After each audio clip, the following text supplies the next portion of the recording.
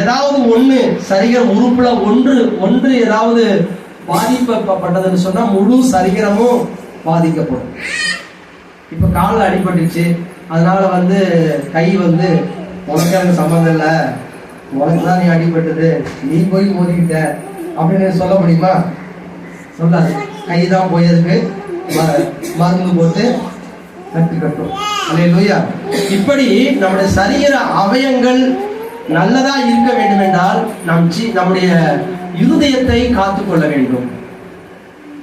இன்னும் வேதம் சொல்லுகிறது, நீதிமொழிகள் 21ஆம் அதிகாரம் 23ஆம் வசனம் சொல்லியிருக்கிறது, தன் வாயையும் தன் நாவையும் காக்கிறவன் தன் ஆத்துமாவை இடுக்கண்களுக்கு விலக்கி காக்கிறார். நீதிமொழிகள் 21:23 வாசிக்கலாமா அந்த வசனத்தை? தன் வாயையும் தன் நாவையும் காக்கிறவன் ஆத்துமாவை இடுக்கண்களுக்கு விலக்கி காக்கிறான். அப்ப தன் வாயையும் நாவையும் எப்பொழுதுமே சரீரம் சண்டைக்கு போவாது. சரீரம் சண்டைக்கு போவாது. இந்த வாய் ஏதாவது போய் கொடுத்துச்சுன்னா அதனுடைய பிரதிபலனை யார் தான் பெறும்? சரீரம் தான் பெறும். தன் வாயையும் நாவையும் காக்கிறவன் தன் ஆத்துமாவை இடுக்கண்களுக்கு விலக்கி காக்கிறான். இடுக்கன்னு சொன்னா ஆபத்திற்கு விலக்கி காக்கிறான். சரி, பிள்ளைங்களுக்கு ஒரு வசனம் ஒரு கதை சொல்லப்பாரு. ஒரு ஊர்ல தவளையும் எலியும் நண்பா இருந்தாங்க. யார் இருந்தது? எலியும். நண்பர்கள் என்ன பண்ணுவாங்க? கையெல்லாம் போட்டு போவாங்கல்ல. இப்ப நண்பர்களுக்கு ஒரு பேர் வச்சிருக்காங்க. என்னது? ஆளு. நான் நல்லா இருக்கியா? அப்பெல்லாம் ப்ரோ, அப்புறம் இப்ப ஆளு, அப்புறம் அப்படியே ஒவ்வொரு இதுவும் இந்த வார்த்தை சுருங்கிக்கிட்டே இருக்கு. என்னாலே எனக்கு இந்த வார்த்தை புரியல. பிரசன்னா அவருடைய ஃப்ரெண்டு ஒருத்தர் இருக்காங்க. அவன் என்னாலே அப்படின்னா, என்னடா என்ன ஆளுன்னு அப்புறம் தான் தெரிஞ்சது இது ஃப்ரெண்டுகளை கூப்பிடுற ஒரு வார்த்தை.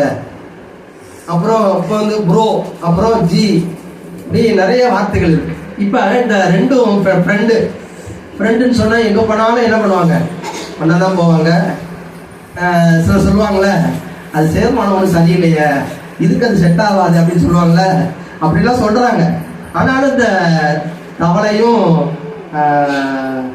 எலியும் அப்படியே பேசிக்கிட்டு எங்கே பணம் போவாங்க. ஒரு நாள் என்னாச்சுன்னா, போகிறப்ப நம்ம இணைப்பெய்யாத நண்பர்கள், அதனால உன் காலில் இருந்து என் காலுக்கு ஒரு கயிறை கட்டிக்குவோம். நீயும் என்னை விட்டு எங்கே போகக்கூடாது, நானும் உன்னை விட்டு என்ன பண்ண மாட்டேன் எங்கேயும் எங்கே போனால் நம்ம 2 பேரும் தான் ஒன்றா தான் போகணும் அப்படின்னு சொல்லி பேசி முடிவு எடுத்துட்டாங்க. 2 பேரும் பேசிக்கிட்டே போகிறாங்க. ரொம்ப வெயில் வந்துடுச்சு. வெயில் வந்தாலும் தவளைக்கு வெயில் தாங்காதுல்ல. பக்கம் பார்த்தா ஒரு குளம் இருந்துச்சு. அந்த குளத்தை டப்புன்னு குதிச்சிருச்சு.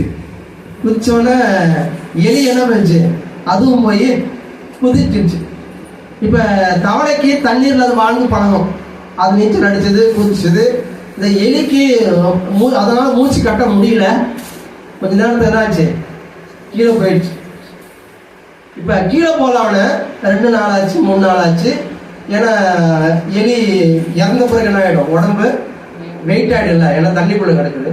இப்போ என்ன ஆச்சுன்னு சொன்னால், இந்த எலி மேலே வந்துருச்சு, தவளை கீழே போயிடுச்சு. ஏன்னா தவளை தண்ணிக்குள்ளே அதுக்கு ரொம்ப நேரம் மேலே இருந்தால் அது ஜில்லுன்னு தண்ணி கீழே இருக்குல்ல, அதனால கீழே போயிடுச்சு.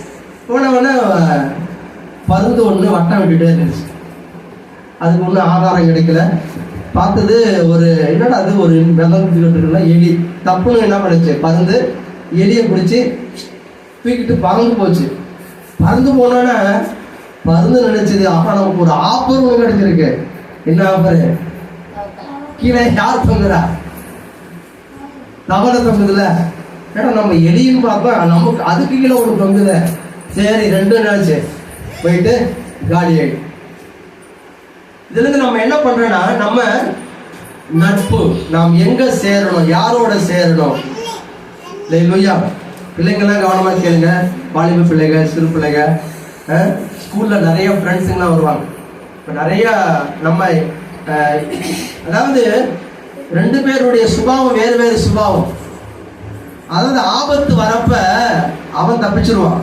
நீ யதார்த்தமா எப்படி இந்த எலி போய் யதார்த்தமா என்ன பண்ணிச்சு மாட்டுறதுனால அவனால உனக்கும் அதுக்கு சம்பந்தம் இல்லைனாலும் நீ அவன் கூட சேர்ந்ததுனால சில பாதிப்புகளை ஏற்படுத்த வேண்டியது. அதனால நம்முடைய வாழ்க்கையை, நம்முடைய ஆத்மாவை எல்லா காவலோடும் காத்துக்கொள்ள வேண்டும். சில தகாத உறவுகளை என்ன பண்ணிடணும், கட் பண்ணிடணும். அல்லேலூயா, அல்லேலூயா.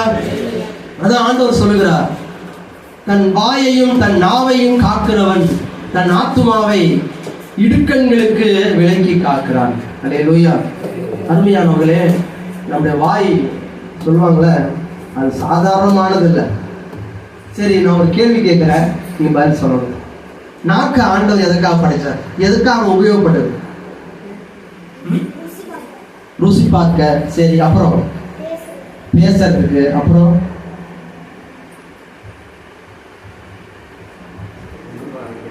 உணவை அரைக்கிறது. சூப்பர், அதுதான் மெயின்.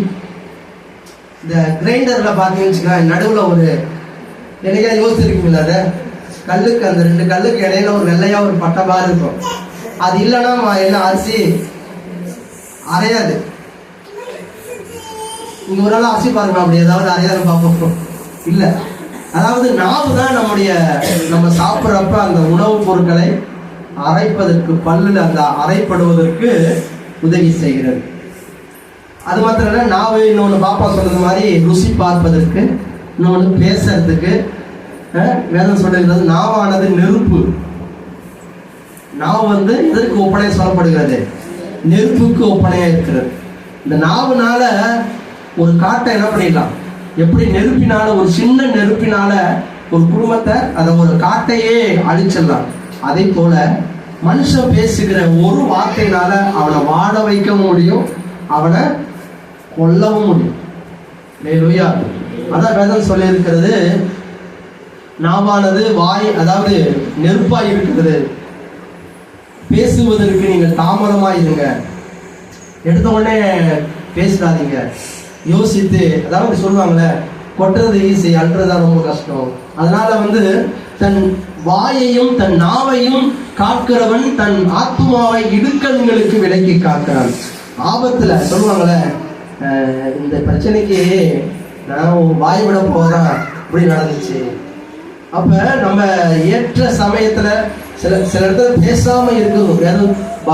யோபு சொல்லுகிறார், நான் நலமானதையும் பேசாமல் இருந்தேன். நல்ல விஷயம்தான், ஆனா நான் என்ன பண்ணல, பேசல. அல்லேலூயா. நம் ஆத்துமாவை காத்துக்கொள்ள வேண்டும், ஏனென்றால் ஆத்துமா வெளியேற பெற்றது. அல்லேலூயா. தன் ஆத்துமாவை நாம் காத்துக்கொள்ள வேண்டும். இன்னொரு வசனத்தை கூட வாசிக்கிறோம், நீதிமொழிகள் 13:3 சொல்லுகிறது, தன் வாயை காக்கிறவன் தன் பிராணனை காக்கிறான். பிராணன் சொல்ல என்ன, உயிர். தன் வாயை காக்கிறவன் தன் உயிரை என்ன பண்றான், காப்பாற்றுகிறான். அப்ப நம்முடைய இன்னொரு வசனம் சொல்லி இருக்கிறது, நீ வாயின் வார்த்தையினாலே சிக்குந்தாய்.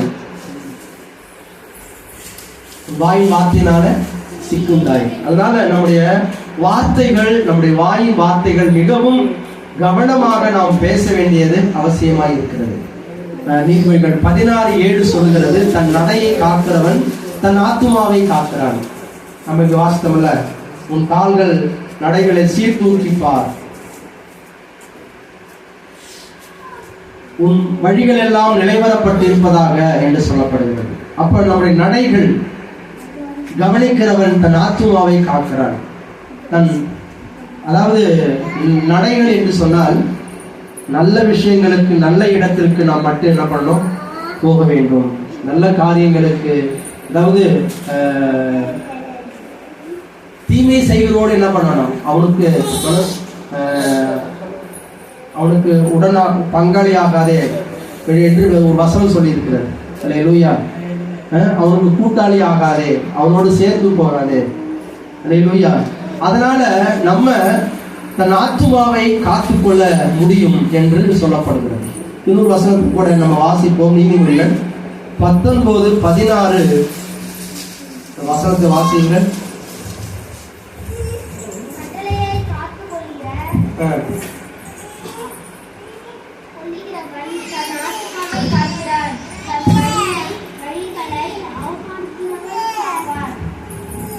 கட்டளையை காத்து கொள்ளுகிறவன் தன் ஆத்துமாவை காக்கிறான். தன் வழியை அவமதிக்கிறவன், தன் வழிகளை அவமதிக்கிறவன் சாவான். அல்லேலூயா. கட்டளை எதற்காக கொடுக்கப்படுகிறது? கட்டளை என்றால் என்ன? நம்ம வாழ்க்கைக்கு சில முறைமைகளை கடவுள் கொடுத்திருக்கிறார். கட்டளை, நியமம், விதி, அதாவது விதிமுறைகள் அப்படின்னு சொல்லி சொல்லலாம். நாம் கட்டளைகளை காத்து கொள்ளும் பொழுது நம் ஆத்துமாவை காக்கிறோம். ஆண்டவருடைய கட்டளை என்ன சொல்கிறது? அதன்படி நாம் நடக்க வேண்டும், அதன்படி வாழ வேண்டும். அப்பொழுது நம் ஆத்துமாவை நாம் காப்பாற்ற முடியும்.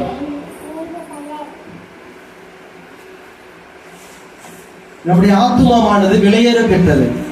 எதை சொல்லுகிறது? ஒரு மனிதன் உலகம் முழுவதையும் ஆதாயப்படுத்தினாலும் தன் ஜீவனை நஷ்டப்படுத்தினால் அவனுக்கு லாபம் என்ன?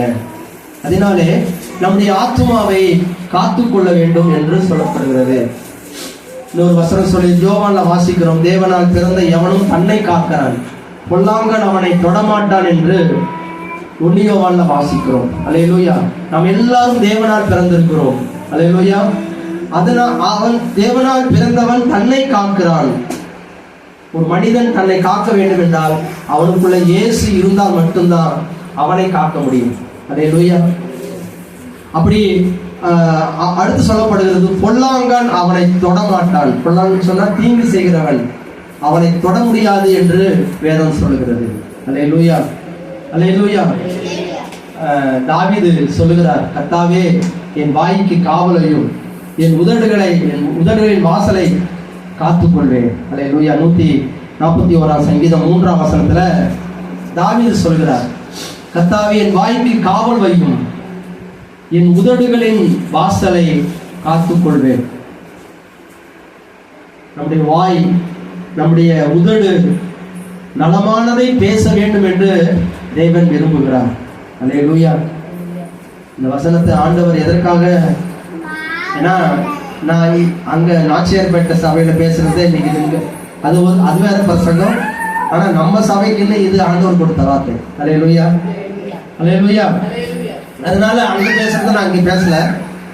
ஏன்னா அந்த ஜனங்களுக்கு அங்க வார்த்தை ஆண்டவர் கொடுத்தார். இங்க நமக்கு ஆண்டவர் ஏதோ நம்மள்கிட்ட எதிர்பார்க்கிறார். நம்முடைய வாயிலே, நம்முடைய உதடுகளிலே, நாம் பேசுகிற பேச்சிலே ஒரு மாற்றத்தை தேவன் எதிர்பார்க்கிறார். அல்லேலூயா. அல்லேலூயா. அதனால நம்ம எல்லா காவலோடும் தன் இருதயத்தை காத்துக்கொள்ள வேண்டும் என்று வேதம் சொல்லுகிறது. பிரசங்கி புத்தகம் 5ஆம் அதிகாரம் 6ஆம் வசனத்தை வாசியுங்கள். பிரசங்கி 5ஆம் அதிகாரம் 6ஆம் வசனம்.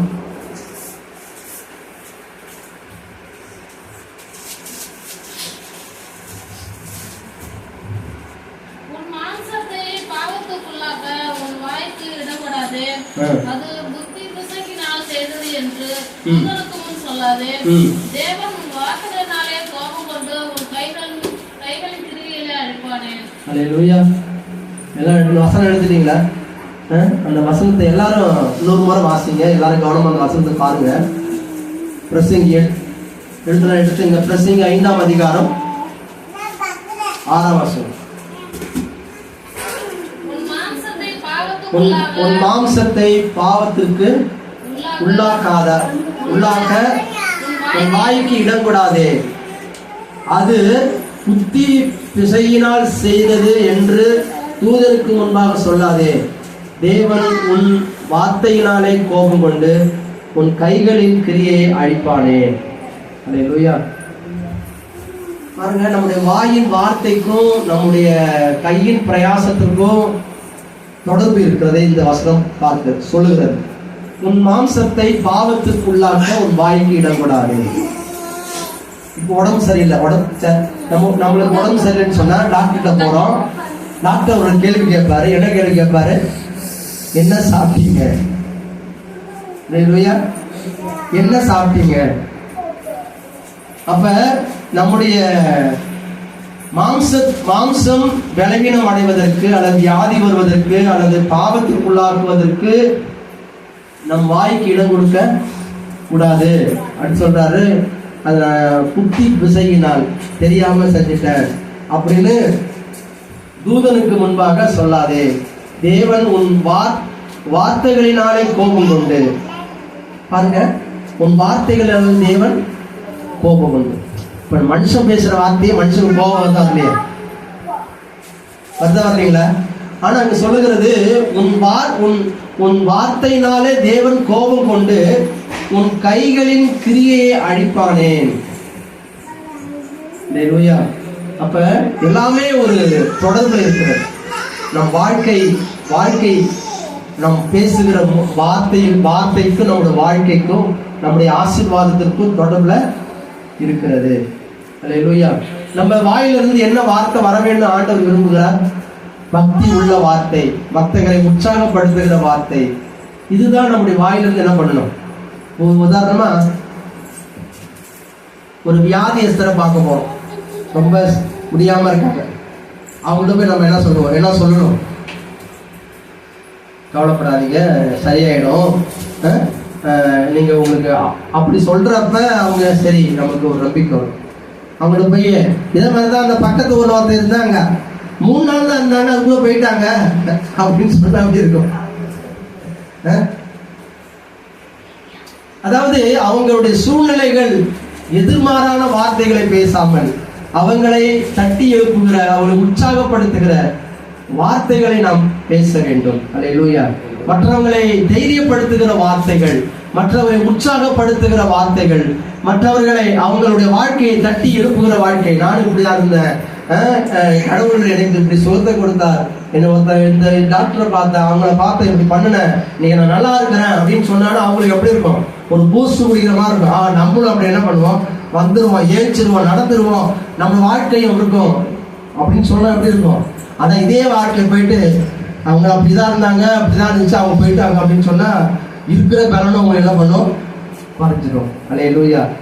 அதான் யோபு சொல்கிறார், நீங்க ஒரு வீட்டுக்கு போறப்ப, விசாரிக்கிற போறப்ப நீங்க ஒன்னும் பேசாம அமைதியா இருந்தாலே அவங்களுக்கு ஒரு சமாதானம் கிடைக்கும். இருக்கிற வேதனையில நீங்க போய் நல்ல சில வார்த்தைகளை போட்டு விட்டு அது சில சந்தேகத்தையும் குழப்பத்தையும் எதிர்மறையான சிந்தனையும் தூண்டி விட்டு சொன்னா அவங்க இருக்கிற பலனும் போயிடும். அல்லேலூயா. வேதம் சொல்லிருக்கு, உன் வார்த்தை, உங்கள் வாயின் வார்த்தை எப்படி இருக்குமா? உப்பினால் சாரம் ஏற்றப்பட்டதாக மற்றவருக்கு புரோஜனமான வார்த்தைகளாக நாம் பேச வேண்டும் என்று கடவுள் விரும்புகிறார். அல்லேலூயா. அல்லேலூயா.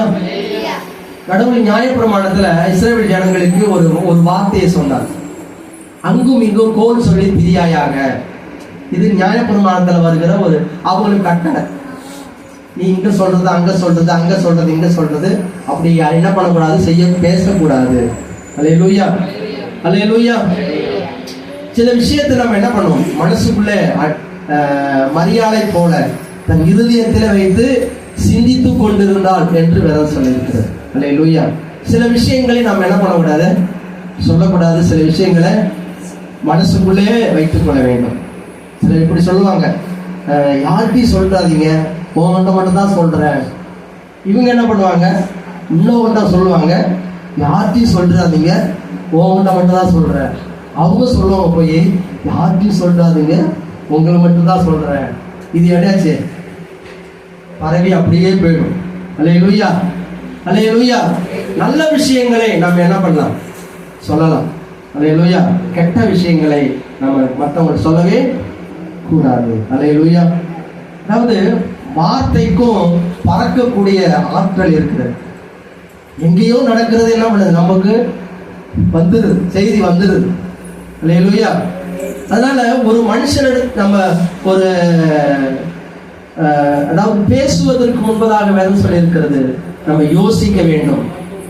எதை பேச வேண்டும், எப்படி பேச வேண்டும், இந்த வார்த்தை இப்ப இந்த நேரத்தில் இது தேவையா, இது பேசலாமா அப்படின்னு நம்ம வார்த்தையில நம்ம மிகவும் கவனம் செலுத்துகிறவராக இருக்க வேண்டும். அல்லேலூயா. வேதம் சொல்லியிருக்கிறது, ஏற்ற சமயத்தில் சொல்லப்பட்ட வார்த்தை வெள்ளி தட்டில் உள்ள பொற்பழங்களுக்கு சமானம் என்று சொல்லப்படுகிறது. சில இடத்துல ஏற்ற சமயத்துல சொல்லுகிற வார்த்தை அது மிகுந்த ஆசீர்வாதமானதாக இருக்கும். அல்லேலூயா. அருமையானவர்களே, தேவனுடைய பிள்ளைகளாய் இருக்கிற நாம் இந்த விஷயத்தில் நம்ம கவனமாக இருக்க வேண்டும். ஏனென்றால் வேதம் சொல்லுகிறது, மனுஷன் பேசுகிற ஒவ்வொரு வார்த்தைக்கும் கணக்கு ஒப்புவிக்க வேண்டும். நம்ம பேசுகிற இன்னொரு வசனம் சொல்லி இருக்கிறது, தேவன் வானத்தில் இருக்கிறார், நீங்க பூமியில் இருக்கிற உன் வாயின் வார்த்தை பிரசங்களை வாசிக்கிற உன் வாயின் வார்த்தை சுருக்கமாக இருக்க கடவுது. அல்லேலூயா. இப்ப நம்ம சில விஷயங்களை நம்ம கைக்குள்ள வேண்டும் என்று தேவன் விரும்புகிறார். தன் ஆத்துமாவை காப்பதற்கு தன் நாவையும் எல்லா காவலும் சொல்லப்படுகிறது, தன் எல்லா காவலோடும் உன் இருதயத்தை காத்துக்கொள், அது நின்று ஜீவ ஊற்று புறப்படும் என்று சொல்லப்படுகிறது. ஒருவேளை நம்ம சொன்ன வார்த்தை நிமித்தமாக யாராவது பேசா கூட போடுவாங்க. நான் ஒன்றும் சொல்லலைங்க, ஒரே ஒரு வார்த்தை சொன்னேன், அதுக்கு அந்த பொண்ணு என்ன கோச்சிக்கிட்டு என்ன பேச மாட்டேங்குது அப்படி சொல்லுவாங்களே. அல்லேலூயா. ஒருவேளை அப்படி யாராவது நீங்க சொல்லியிருந்த, ஆண்டவரே நான் இந்த வார்த்தையை பேசியிருக்க கூடாது, பேசிட்டேன், என்னை மன்னிங்க அப்படின்னு ஆண்டவர்கிட்ட நீங்க ஒரு ஜெபத்தை ஏறெடுப்போம். நம்ம எல்லாரும் கண்களை மூடி ஆண்டவருடைய சமூகத்துல தன் நாவையும் வாயையும் சோதி, ஆண்டவரே நான் ஏதாவது தகாத விதமா பேசியிருந்தேன், என்னை மன்னிங்க ஆண்டவரே. ஆண்டவரே ஸ்தோத்திரம். இயேசுவே துதிக்கிறோம் துதிக்கிறோம் துதிக்கிறோம் துதிக்கிறோம். ஆண்டவரே என் வாய்களை உடைய கருத்தில் ஒப்புக் கொடுக்கிறேன், நாவை உடைய கருத்தில் ஒப்புக் கொடுக்கிறேன். வார்த்தைகளை பேசியிருந்தா மன்னிங்க ஆண்டவரே. மற்றவரை கோபப்படுத்தும்படியான வார்த்தைகளை பேசியிருந்தா மன்னிங்க ஆண்டவரே. மற்றவங்களை ஆண்டவரை கீழ்த்தரமான பேசியிருந்தா மன்னிங்க ஆண்டவரே. மற்றவங்களை அவமானப்படுத்துகிற வார்த்தைகளை பேசியிருந்தா மன்னிங்க ஆண்டவரே. ஆண்டவர்கிட்ட அறிக்கையிடுவோம். ஆண்டவரே ஸ்தோத்திரம் ஸ்தோத்திரம் ஸ்தோத்திரம். ஹல்லேலூயா ஹல்லேலூயா. நன்றி அப்பா, நன்றி ஆண்டவரே, நன்றி இயேசுவே. துதிக்கிறோம் துதிக்கிறோம் துதிக்கிறோம் துதிக்கிறோம் துதிக்கிறோம். நன்றி இயேசுவே. என் வாய்க்கு காவல் வையும் காத்து கொள்ளும் ஐயா, என் வாய்க்கு காவல் வையும் காத்து கொள்ளும் ஐயா, தீயன எதையுமே நான் வாட விடாதையும், தீயன எதையுமே நான் பேச விடாதையும், உம்மை நோக்கி கதறுகிறேன், விரைவாய் உதவி செய்யும், உம்மை நோக்கி கதறுகிறேன், விரைவாய் உதவி செய்யும். தூபம் போல் என் ஜெபங்கள் ஏற்றுக்கொள்ளும் ஐயா, மாலை படி போல் என் கைகளை உயர்த்தினேன் ஐயா. எல்லாரும் சொல்லுவோம், அந்த சரணத்தை பாட போகிறோம். என் வாய்க்கு காவல் வையும் காத்து கொள்ளும் ஐயா, என் வாய்க்கு காவல் வையும் காத்து கொள்ளும் ஐயா, தீயன எதையுமே நான் நாட விடாதையும், தீயன எதையுமே நான் நாட விடாதையும், உம்மை நோக்கி கதறுகிறேன், விரைவாய் உதவி செய்யும், தூபம் போல் என் ஜெபங்கள் ஏற்றுக்கொள்ளும் ஐயா, மாலை பரி போல கைகளை உயர்த்தினேன் ஐயா. உண்மையானவைகளை பேசும். ஒரு நாளும் எதையும் நீங்க பெருமையா பேசுறாதீங்க. தேவன் எல்லாவற்றையும் அவர் கவனித்துக் கொண்டே இருப்பார். என்னாலதான் இந்த குடும்பம் அப்படின்னு சொல்றாதீங்க. ஆண்டவர் தான் நம்ம குடும்பத்தின் தலைவர். அவர் தான் நம்மை நடத்துகிறவர். அவருடைய பலத்தினாலதான் நம்ம வேலை செய்யணும். அவருடைய பலத்தினாலதான் சம்பாதிக்கிறோம். அவர் தான் நமக்கு எல்லாத்தையும் செய்கிறவர். அவர் தான் நமக்கு பலன் தருகிறவர். அல்லேலூயா. நன்றி ஆண்டவரே. இயேசுவே உடைய கருத்துல நம் கடைசியாக ஜெபம் பண்ண போகிறோம். பரலோக பிதாவே, இயேசுவின் நாமத்தினால உடைய சமூகத்துல எங்களை தாழ்த்தி வருகிறோம் ஆண்டவரே. எல்லா காவலோடும் உன் இருதயத்தை காத்துக்கொள், அது என்று ஜீவ ஊற்று புறப்படும் என்று உடைய வேத வசனம் சொல்லியிருக்கிறதே. ஆண்டவரே, எங்கள் ஆத்துமாவை நாங்கள் காத்துக்கொள்ள எல்லா காவலோடும் ஆண்டவரே, எங்கள் கண்கள் ஐம்புலன்களும் ஆண்டவரே உமக்கு பிரியமானதை நாங்கள் செய்ய கர்த்தர் எங்களுக்கு உதவி செய்யும்படியாக ஆண்டவரே நீர் விரும்புகிறதை நாங்கள் செய்ய ஆண்டவரே எங்களுக்கு உதவி செய்யப்பா. பரிசுத்த ஆவியானவரே எங்களை வழி நடத்துங்க ஆண்டவரே. தாவியுடைய கருத்தில் எங்களை தாழ்த்தி ஒப்பு கொடுக்கிறோம் ஆண்டவரே. எங்களை இந்த வாரம் முழுவதும் கர்த்தர் வழி நடத்துகிறார். ஆசீர்வதி. இயேசுவின் நாமத்தில் ஜெபிக்கிறோம் ஜீவனுள்ள நல்ல பிதாவே. ஆமென்.